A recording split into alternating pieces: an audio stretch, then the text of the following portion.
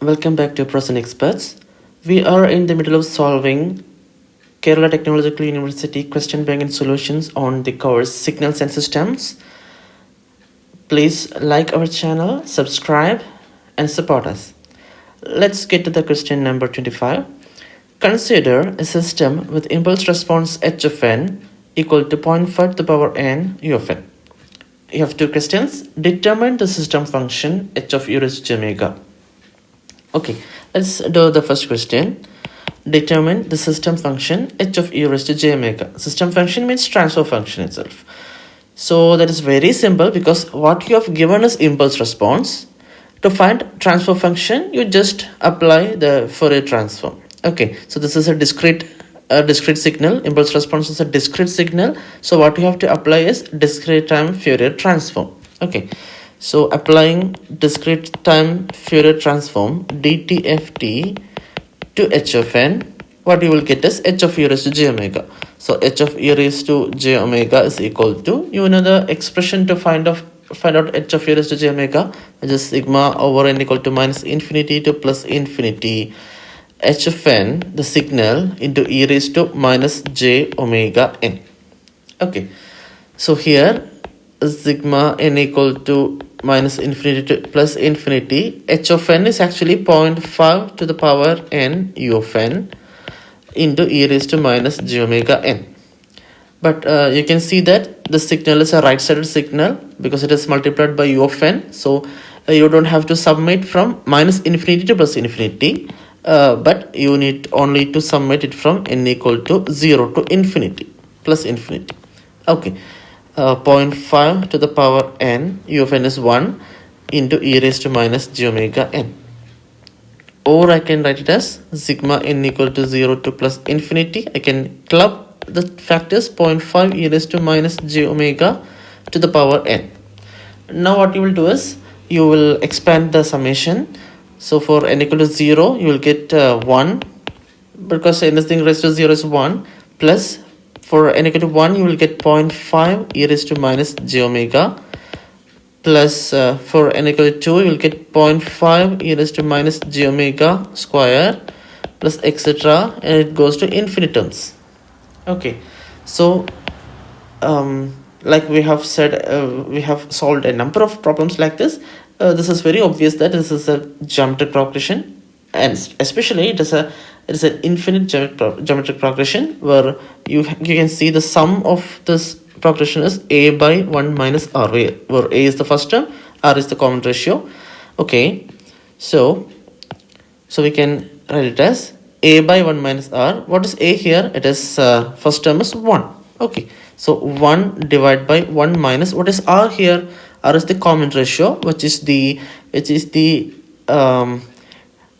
ratio of any term to its previous term. Okay, any term to its previous term. So it's always desirable to take the second term divided by first term, because first term is 1 here. So this is 0.5 e raised to minus j omega. Okay, so this is the final answer for question A. The transfer function or system function h of e raised to j omega equal to 1 by 1 minus 0.5 e raised to minus j omega. You can stop here. And let's see question number B. If the input x of n equal to cos n pi by 2, determine the output y of n. Okay, listen. When scenarios like this comes, that means you know the transfer function and you have an input with you, and to find out the output y of n, if it is an LTI system, you know what to do. We usually do y of e raised to j omega using convolution property. It is x of e raised to j omega into h of e raised to j omega. Okay, x of e raised to j omega can be found out. H of e raised to j omega, we know that we have derived it in the question A. So the multiplication will give you y of e raised to j omega, and taking inverse transform will give you y of n, the required output y of n. But in this particular question, you need to take care that the input given is cosine signal. And if you take the Fourier transform of cosine signal and multiply it with this h of e raised to j omega, you are not going to get anywhere. It's very difficult to obtain the inverse transform. So So here it is a context you need to take care of a very important concept, where the given x of n equal to cos n pi by 2 is actually an eigenfunction of the discrete time Fourier transform. Eigenfunction of Fourier transform or discrete time Fourier transform. What is an eigenfunction? If you are good with linear algebra, you might be knowing that eigenvector is any non-zero vector x such that the transformation with any matrix A will give you lambda times x, where lambda is a scalar. Okay, lambda is a scalar. So that means if at all x is an eigenvector, then ax will give you the same vector x in the same direction, because you are not going to change the direction, because lambda is a scalar value. Okay, that means you are scaling this vector, right? Ax means you are scaling this vector by lambda. It's not going to change its direction. Okay, so the same concept when cos n pi by 2, which is an eigenfunction of discrete time Fourier transform, is input to an LTI system. What the output is, actually I can draw like this. If cos n pi by 2, which is an eigenfunction or eigenvector, is given to an LTI system, I think I can generalize it, but by producing a amplitude A and introducing a phase shift phi. Okay, so what happens is the output will be B cos n pi by 2 plus psi. Okay, what this means is the input amplitude was A, the output amplitude is changed, right? The input phase shift was phi, the output, it has a phase shift of some different psi. Okay, where I can write where A is not equal to B and phi is not equal to psi. Okay, this is a particular scenario. So what this means is, whenever an eigenfunction is input to an LTI system, the output has a change only in the amplitude and psi. Okay, only in the amplitude and the phase shift. There is no any change in frequency. Okay, that is the important takeaway from this question. Okay, that's the important question. So we have to write that whenever this eigenfunction is input to a system, the amplitude changes, amplitude or magnitude changes,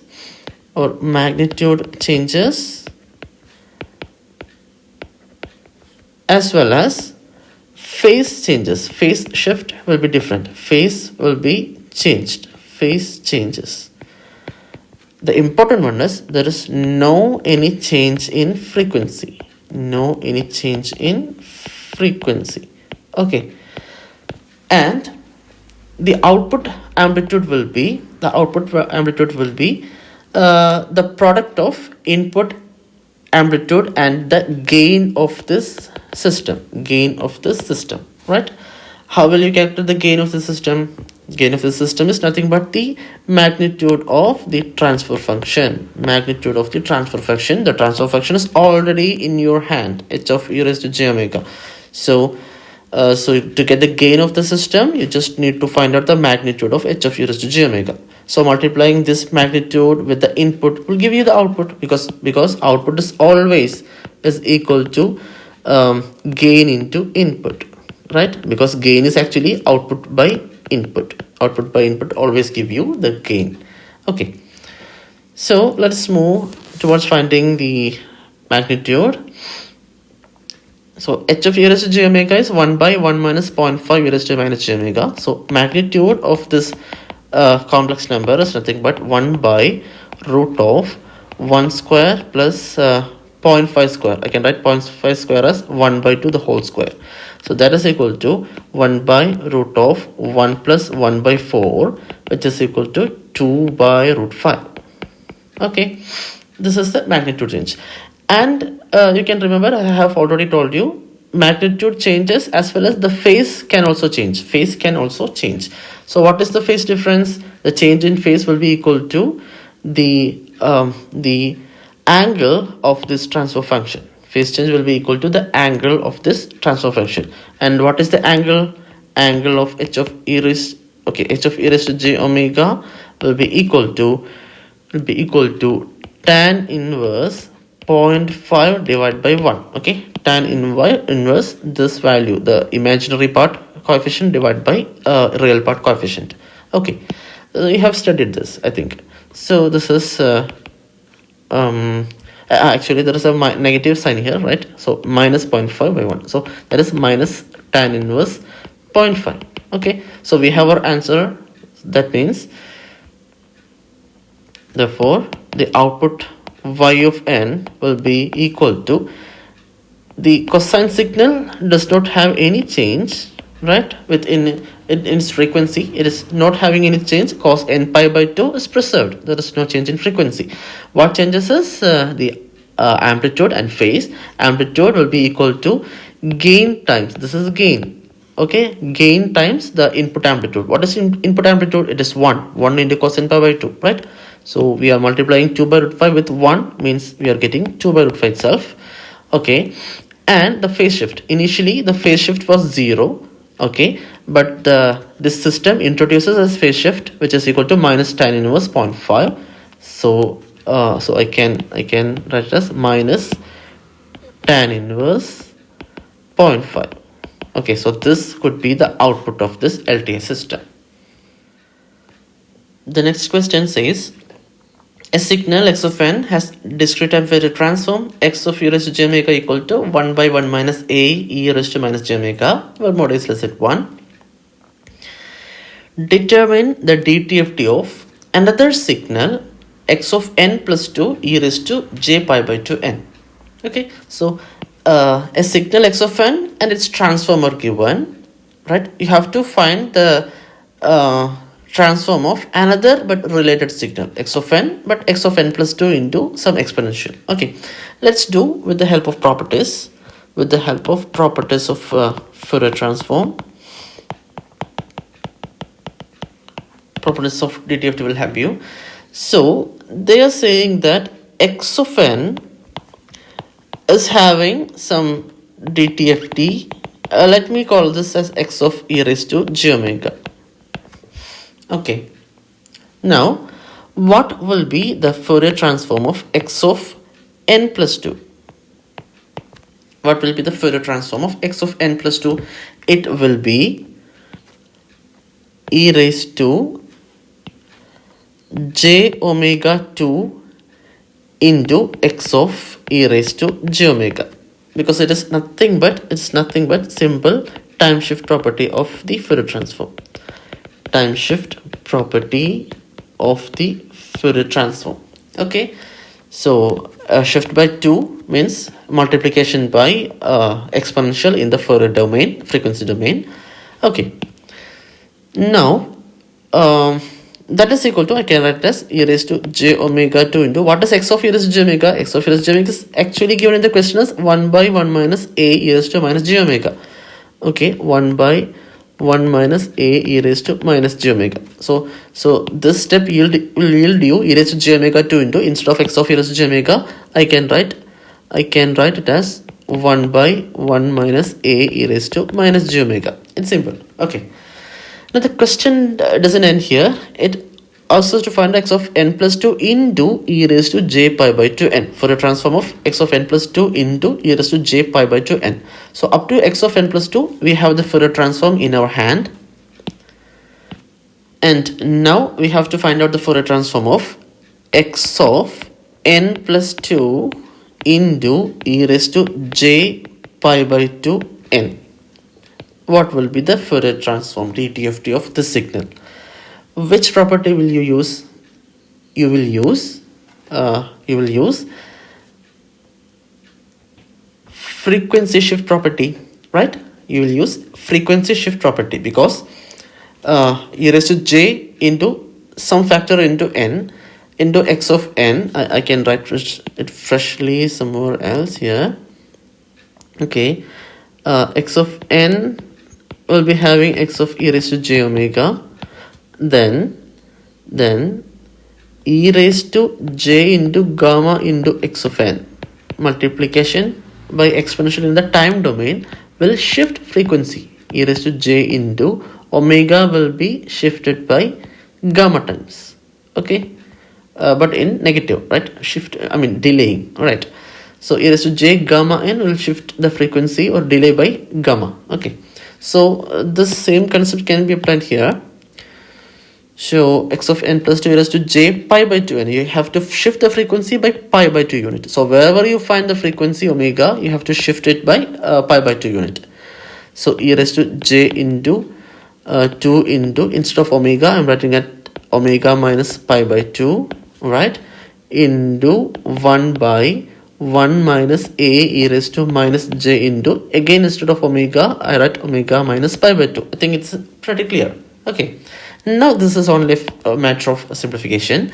So e raised to j into 2 into omega minus pi by 2, I can split it as e raised to j2 omega into e raised to minus j2 pi by 2, I can cancel 2, into 1 minus 1 by a e raised to, again I can do the splitting in the exponents, e raised to plus j pi by 2. Alright, now this is equal to e raised to j2 omega into, this is e raised to minus j pi, right? What is e raised to minus j pi? E raised to minus j pi is always cos pi minus j sin pi. Cos pi minus j sin pi, which is minus 1 minus 0 equal to minus 1. So I can write it as minus 1 divided by 1 minus a e raised to minus j omega into, what is e raised to j pi by 2? In a similar manner, e raised to j pi by 2, e raised to j pi by 2 will be equal to cos pi by 2 plus j sin pi by 2. Cos pi by 2 is 0 and sin pi by 2 is 1. So the answer is j into 1 is j.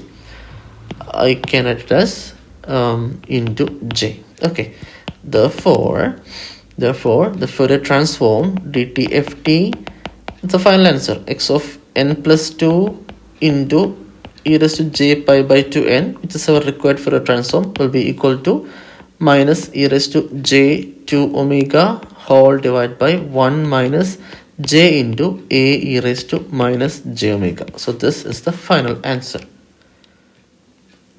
Okay, let's come to the next question. Determine the DTFT of the signal x of n equal to u of n minus u of n minus capital N. So before finding the DTFT of the signal, let us try to plot the signal. Plotting this signal is very important because I remember when I attended the evaluation camp of this particular question paper, I remember many students plotted the signal wrong.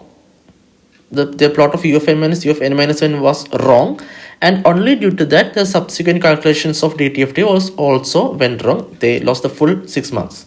So plotting the signal is very important because that will give you a very easy approach to find out the DTFT. So let's try to plot the signal. Okay, so before plotting, let me roughly teach you how to plot the signal.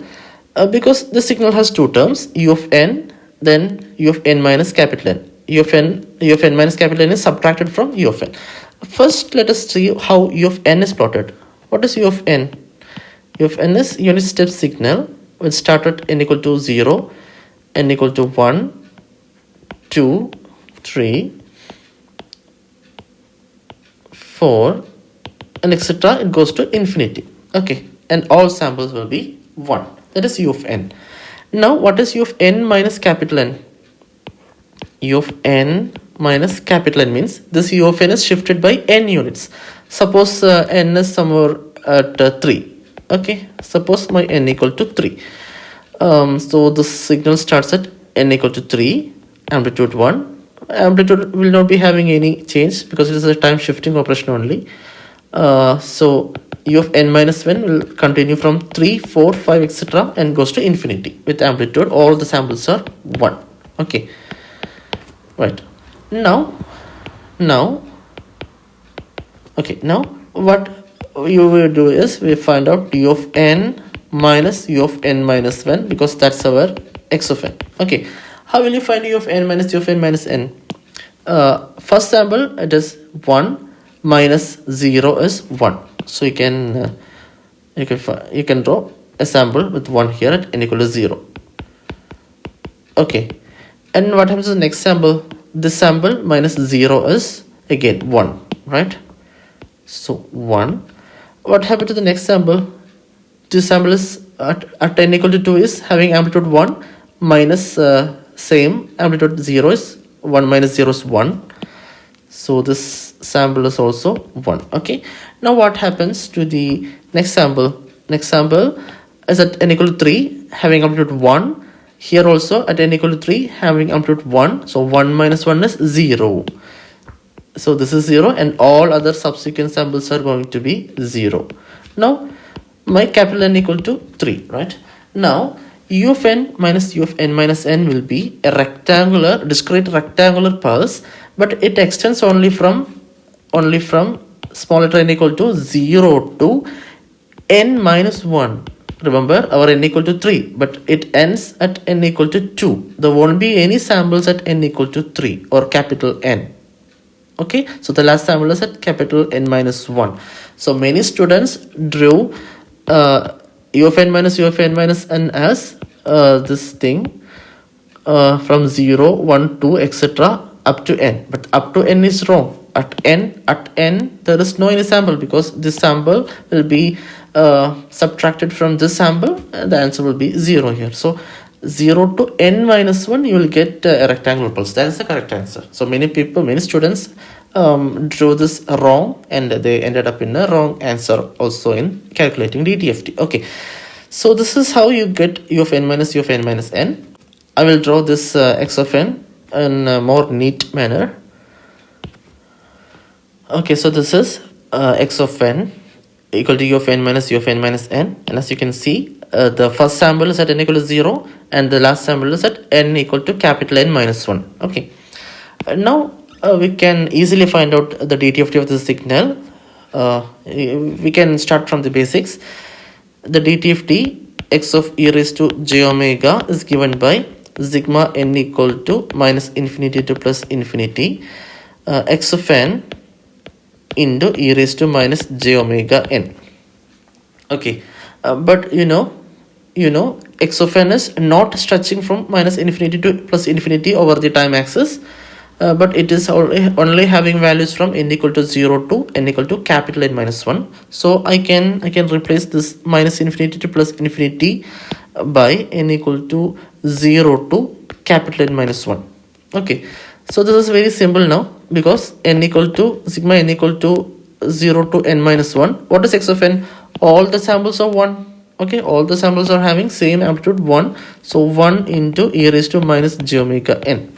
Okay, so we can write it as sigma over n equal to 0 to n minus 1 e raised to minus j omega n. And now what you can do is you can simply expand the sigma. So at n equal to 0, something raised to 0 is 1, plus at n equal to 1 you will get e raised to minus j omega, plus at n equal to 2 you will get e raised to minus j omega 2, plus etc. Will that go to infinity? The answer is no. It's a big no, because this signal is a finite signal. Its last sample is at small letter equal to capital N minus 1, right? Small letter n equal to capital N minus 1. So this last term will be e raised to minus j omega into, last term will be e raised to minus j omega into n equal to n minus 1, right? So n minus 1. Okay, so this is the expansion of the sigma, and as you can see, this summation of sequences is nothing but a geometric progression, but this time this is not an infinite GP, but this is a finite GP, because it has a finite number of terms. Okay, and as far as a finite GP is concerned, you know the expression to find out the sum, because this is in a sum form. I can write the expression for finding the sum of a finite GP as Sn is equal to a into, that means first term, 1 minus r is the common ratio, to the power n. N is the number of terms. Okay, number of terms. Since it is a finite GP, the number of terms is relevant. Divide by 1 minus r. So this is the expression to find out the sum of a finite GP. Okay, and what is a? You can see a is 1. Okay, what is R? R is equal to e raised to minus j omega, because you can see it is the sum, ratio of this term divided by previous term. It is e raised to minus j omega. And the next parameter is small trend. What is the number of terms? How many total number of terms are there in the summation? Is it n minus 1? No, it is not n minus 1, because this is 1 omega, this is 2 omega, we can have 3 omega, 4 omega, etc. n minus 1 omega. So this is n minus 1 terms, but you have one more here, right? One more term here. So n minus 1 plus 1 is n. So the total number of terms is capital N. Okay, now the summation is very simple. Therefore, x of e raised to j omega is equal to, the summation is a into 1 minus r raised to n by 1 minus r. A is 1. So 1 minus r is e raised to minus j omega to the power n. N is capital N. So capital N whole divided by 1 minus r e raised to minus j omega. Okay. So this is equal to, this implies the DTFT will be equal to 1 minus e raised to minus j omega capital N whole divided by 1 minus e raised to minus j omega. Okay. Now you can claim that this is the final answer and stop here. But if you are so concerned about marks, it should be like that. Okay. If you are concerned about marks, I can say that this is further simplifiable. Okay. Okay, let's try to simplify it further. Okay, so this implies x of e raised to j omega equal to, let us simplify it further. So in the numerator you can see an exponential term e raised to minus j omega n. What I am doing is I am going to take out e raised to minus j omega into n by 2, half of this. Okay, half of the exponent term. So what it looks like this, e raised to, I'm taking out e raised to minus j omega n by 2, half of the exponent value outside. So what happens is the 1 becomes e raised to plus j omega n by 2. Oh, okay, then only these two terms multiply becomes 1, right? Minus this e raised to minus j omega now becomes e raised to minus j omega n by 2. Okay, e raised to minus j omega n by 2. Then only the numerator becomes unchanged even if this exponent has been taken out. Okay, now divide by, in the denominator also you can see an exponent here. So I'm taking out e raised to minus j omega by 2. Okay, e raised to minus j omega by 2. This is capital N by 2, this is omega by 2. Into, now the 1 can be written as e raised to plus j omega by 2, otherwise the term will be changed, minus e raised to minus j omega becomes e raised to minus j omega by 2. Then only the denominator also becomes unchanged even if we have taken outside e raised to minus j omega by 2. Okay, now this is equal to, I can write this as this is equal to e raised to minus j omega n by 2 into, I can write e raised to minus j omega by 2 in this denominator to the numerator, where it will become e raised to plus j omega by 2. Okay, that will be clear. Into, now let me ask you, what is actually inside the numerator in this bracket? You can see it is e raised to j theta minus e raised to minus j theta. What is that? E raised to j theta minus e raised to minus j theta is 2j sine theta. Okay, so that is 2j sine omega n by 2. Okay, 2j sine omega n by 2 is in the numerator. And what is in the denominator? This exponent term has been taken to the numerator. So the remaining term is e raised to j omega by 2 minus e raised to minus j omega by 2. What is this? This is again a sine term, right? This is of the form e raised to j theta minus e raised to minus j theta, which is 2j sine theta. Okay, so this is 2j sine, instead of theta it is omega by 2. Okay, there can be a cancellation. We can cancel 2j. Okay, so this is equal to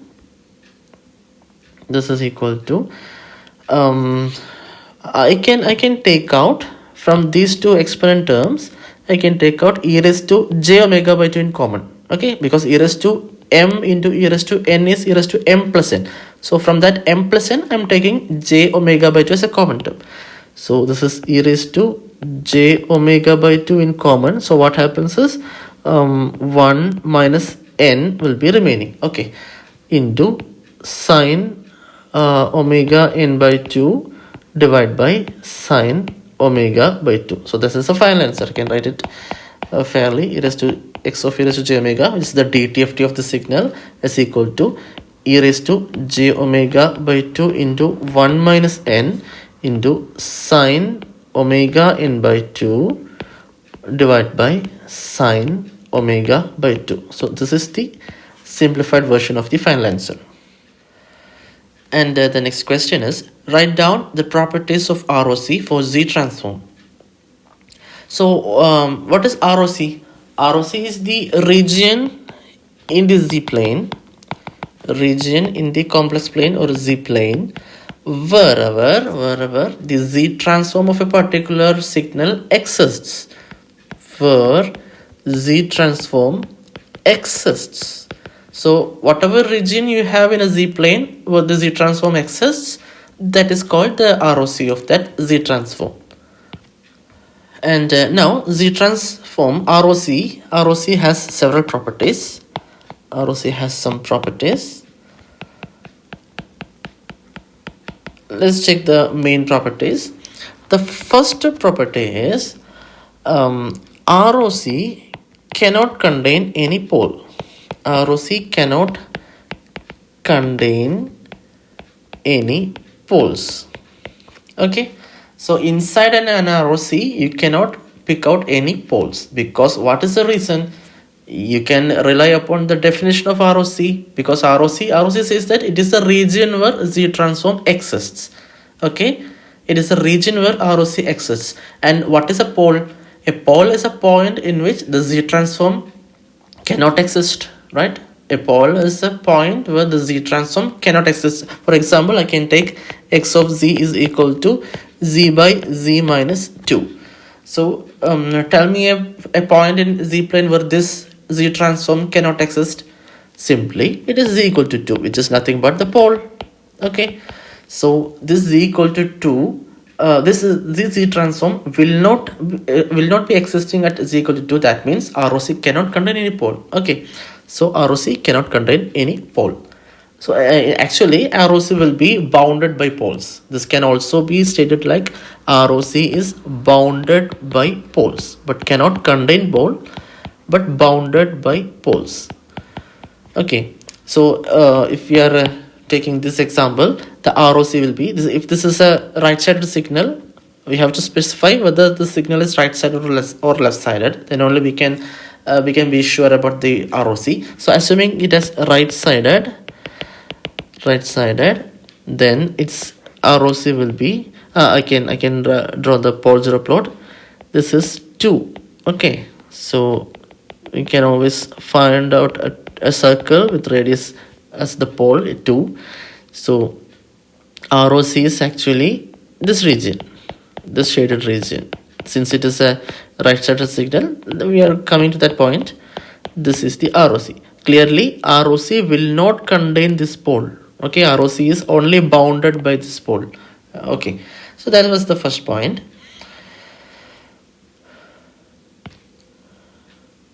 Now the second point is ROC of a right-sided signal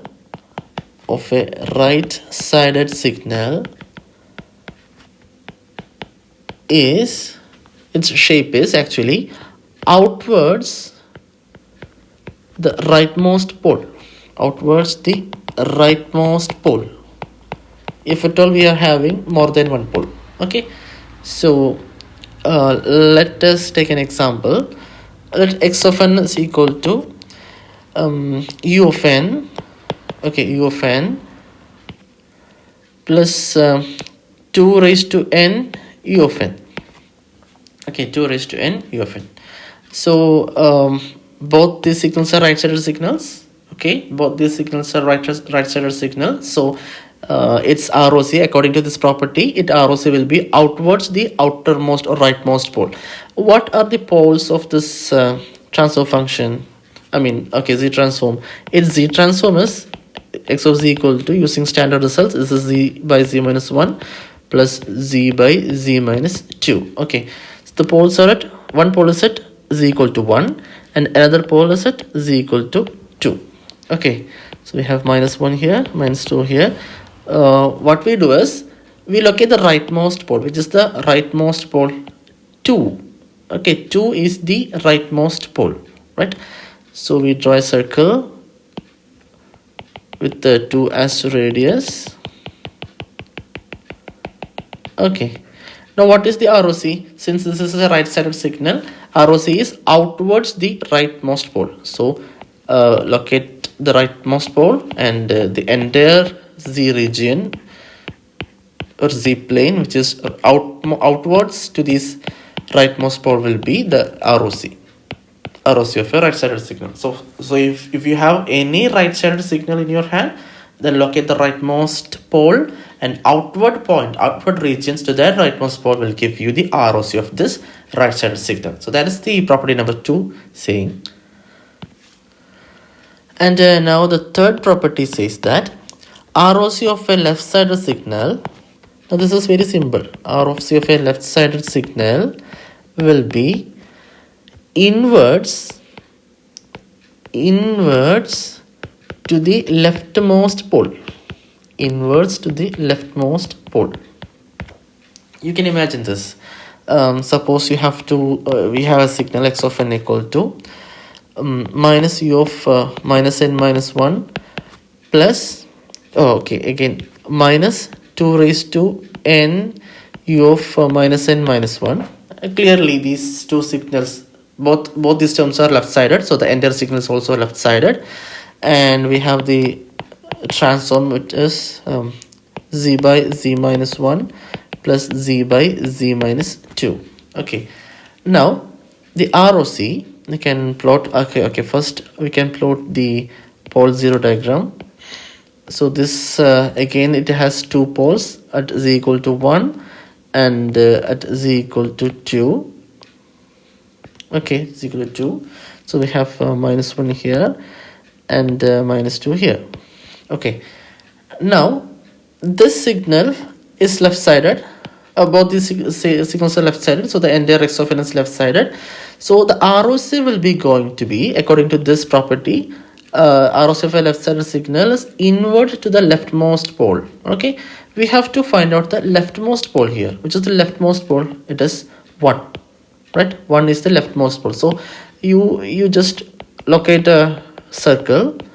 Locate a circle with the leftmost pole 1 as the radius. So this is a circle with leftmost pole as the radius. Now the ROC of a left-sided signal will be inwards to the leftmost pole. So the whole region which is inwards to this leftmost pole turns out to be the ROC of a left-sided signal. So this is again the third property. Again, you can see this pole, the pole 1, is not lying inside the ROC. It is only bounding the ROC, right? So every time the pole will be bounding the ROC. Pole cannot contain the ROC. That is the first property. So the third property is the ROC of a left-sided signal lies inwards to the leftmost pole. Okay, now that we have mentioned the type of or structure of ROC for right-sided signal and a left-sided signal, then naturally you will be asking, what about a two-sided signal? So for a two-sided signal, what happens is ROC will be of the form of a circular disc shape. Okay, for a two-sided signal which has right-sided as well as left-sided components. Okay, in right-sided n-axis time axis and left-sided n-axis time axis components. Then for such signals, the Z transform will be having an ROC which is in a circular disc shape, which is bounded by the poles. Okay, let us see an example. Consider this example. X of n equal to u of n minus 2 raised to n u of minus n minus 1. Okay, x of n is u of n minus 2 raised to n u of minus n minus 1. Clearly this is a right-sided signal. U of n is always right-sided signal, and this is a left-sided signal. Okay, right. Now let us see the pole 0 plot in a rough manner. This is the z plane. So this term will be having, okay, I can write the z transform first. X of z equal to z by z minus 1 plus z by z minus 2. Okay, for this term the pole will be at z equal to 1, and for this term the pole will be at z equal to 2. Okay, now this fourth property is actually a byproduct of second and third property, because the second property says that ROC of a right-sided signal will be outer to the rightmost pole. Okay, so here what is the only right-sided signal? This transform only corresponds to the only right-sided signal u of n. Okay, so its pole is 1. So the ROC will be actually outside to this pole. Okay, the entire region outside to this pole. Okay, now what is the plight of this transform? This transform corresponds to a left-sided signal, that means this signal. So property 3 says that for any left-sided signal, the ROC will be inwards to the innermost pole. Here the only pole corresponding to the left-sided signal is 2. So the ROC will be inner to the inwards pole. Okay. Now what is the total ROC of the total signal? That will be the intersection of both of these ROCs. And what is the intersection? Intersection is nothing but a circular disc form. I can draw it as 1. This is 2. So we have two circles. Okay. Now the intersection is this region, which is nothing but of the shape of a circular disc and is bounded by the poles 1 and 2. Okay, so this is the example of a two-sided signal. It has a right-sided component and a left-sided component. So for such signals, the ROC will be always like a circular disc shape, which is bounded by the poles. Okay. Now, so these 4 properties are enough for ROC, but I can give you a question here. Suppose you have another signal, x of n is equal to minus u of minus n minus 1 plus 2 raised to n u of n. What will be the shape of the ROC? You can see this is a left-sided signal. This is a right-sided signal. Okay, this is left-sided, this is right-sided. So naturally you will jump into a conclusion that since it is a two-sided signal, the ROC will be of a circular disc shape. But here that is wrong. I will tell you why. Because this is a left-sided signal, right? This is left-sided. So I can write the x of z has no change. Z by z minus 1 plus, for this term it is z by z minus 2. ROC is, z transform is same, but the ROC is going to make a difference. So for this term, the pole is 1. Okay, the pole is 1. I can draw a circle with pole as a radius, and this term is right-sided. The pole is 2. Okay, the pole is 2. And again I can draw a circle.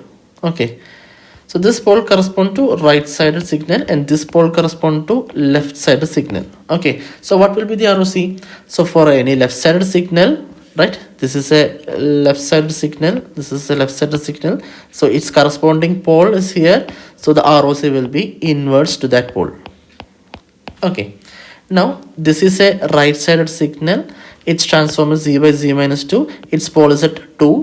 So since it is a right-sided signal, the ROC will be from the property 2. It is outer to the outermost pole, like this. Okay, so this is the ROC of the individual terms. Now what is the common intersection of these ROCs? You cannot see any common intersection, right? There is no any intersection of ROCs for both of these terms, and that leads you to think that the Z transform does not exist. Z transform does not exist in this case. So even if the signal is two-sided, right, like this, two-sided, you have to take care of the ROC if at all they are coinciding. If at all coinciding. So in this case they are not coinciding, so this Z transform does not exist. Okay, so these are the properties of ROC or Z transform.